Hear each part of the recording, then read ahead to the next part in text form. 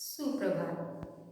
आपने इसके पहले अध्याय में संज्ञा के बारे में पढ़ा था। आज हम पढ़ेंगे लिंग। तो हमको इस पाठ में जानना है कि लिंग किसे कहते हैं और लिंग के कितने प्रकार होते हैं। तो सबसे पहले हमें जानना है लिंग। लिंग संज्ञा के जिस शब्द से हमें स्त्री व पुरुष जाति का बोध होता है उसे हम लिंग कहते हैं। लिंग के दो प्रकार हैं, पहला पुल्लिंग और दूसरा स्त्रीलिंग। पुल्लिंग जिस शब्द से हमें पुरुष जाति का बोध होता है उसे हम कहते हैं पुल्लिंग, और जिस संज्ञा शब्द से हमें स्त्री जाति का बोध होता है उसे हम कहते हैं स्त्रीलिंग। तो आपने देखा कि लिंग किसे कहते हैं और लिंग के प्रकार, पुल्लिंग और स्त्रीलिंग।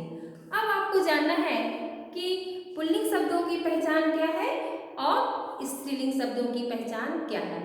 तो आप देखिए पुल्लिंग शब्दों की पहचान कैसे करते हैं हम।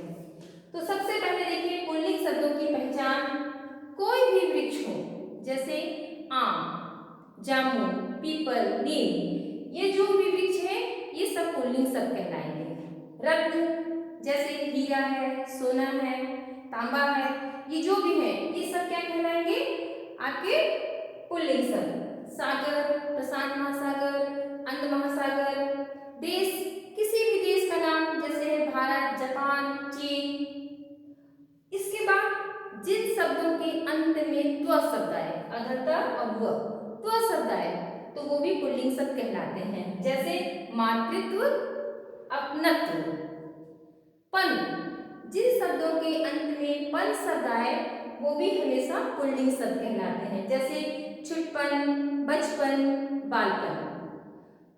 जिस शब्द के अंत में अप आए, अप शब्द का उच्चारण आए वो भी क्या कहलाते हैं, पुल्लिंग शब्द। जैसे पाठक। ना, जिस शब्द के अंत में ना आए वो भी हमेशा पुल्लिंग शब्द कहलाते हैं। जैसे पढ़ना, लिखना, खेलना। और कुछ ऐसे शब्द हैं जो हमेशा ही पुल्लिंग होते हैं, इनके लिए कोई भी स्त्रीलिंग शब्द नहीं है। कौन कौन से शब्द हैं, देखिए खटमल, मच्छर, कछुआ, बाज, खरगोश, चीता, ये जितने भी शब्द हैं हमेशा पुल्लिंग शब्द होते हैं। तो इनको जब हमें स्त्रीलिंग बनाना होता है तो हमें स्त्रीलिंग बनाने के लिए मादा शब्दों का प्रयोग करना पड़ता है। तो किस समय मादा शब्द का प्रयोग करेंगे स्त्रीलिंग बनाने के लिए, जैसे लिखा खटमल, तो खटमल के पहले हम क्या लिखेंगे, मादा, मादा खटमल, तो वो स्त्रीलिंग शब्द बन गया। मादा मच्छर, मादा कछुआ, मादा बाज, मादा खरगोश, मादा चीता। इस प्रकार से इन शब्दों को हम स्त्रीलिंग बनाएंगे। इसके बाद क्या है, स्त्रीलिंग की पहचान। ये आपने पुल्लिंग के लिए देखा, स्त्रीलिंग की पहचान, जिस संज्ञा शब्द से स्त्री जाति का बोध होता है उसे हम स्त्रीलिंग कहते हैं। तो देखिए स्त्रीलिंग शब्दों की पहचान, जिस शब्द के अंत में आए ई, इया, इन, आइन, इका, मति, वति, आनी, ऐसे वाले जो भी शब्द आएंगे वो हमेशा स्त्रीलिंग शब्द कहलाएंगे। कैसे, जैसे ई खुशी, हंसी, इया चुहिया, डिबिया। तो आप देख रहे हैं इसके अंत में इसका उच्चारण हो रहा है ना। जैसे धोबिन, दर्जिन, आइन, ठकुराइन, इका, है ना। उसी प्रकार से मति, जैसे श्रीमान से श्रीमती, वती, भाग्यवान से भागवती, आनी, जैसे जेठ से जेठानी, है ना, सेठ से सेठानी। तो ये जो शब्द हैं ई, इया, इन, आइन, इका, मति, वती, आनी, ये शब्द के अंत में आए तो आपको समझ जाना है कि ये स्त्रीलिंग शब्द है। इसके बाद नदी, भाषा, लिपि, जीव, मैना, मक्खी, मतलब नदी, भाषा, लिपि।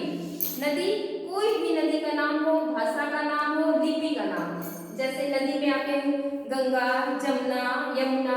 भाषा, कोई भी भाषा हो जाएगी, इसमें हिंदी हो, अंग्रेजी हो, मलयालम हो, कोई भी भाषा। लिपि, कोई भी लिपि हो, ये सभी के सभी आपके क्या होंगे, स्त्रीलिंग शब्द। इसके बाद जैसे आपने पुल्लिंग में देखा था कि कुछ शब्द हमेशा पुल्लिंग ही शब्द होते हैं, जब हमें उसे स्त्रीलिंग बनाना होता है तो मादा शब्द का प्रयोग करके हम स्त्रीलिंग बनाते हैं। उसी प्रकार से स्त्रीलिंग में भी कुछ ऐसे शब्द हैं जो हमेशा स्त्रीलिंग ही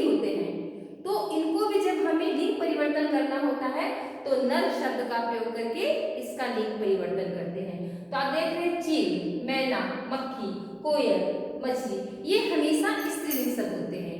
लेकिन जब हमें इसे पुल्लिंग में परिवर्तन करना होता है तो कैसे करेंगे? जैसे नर है तो क्या लिखेंगे पर?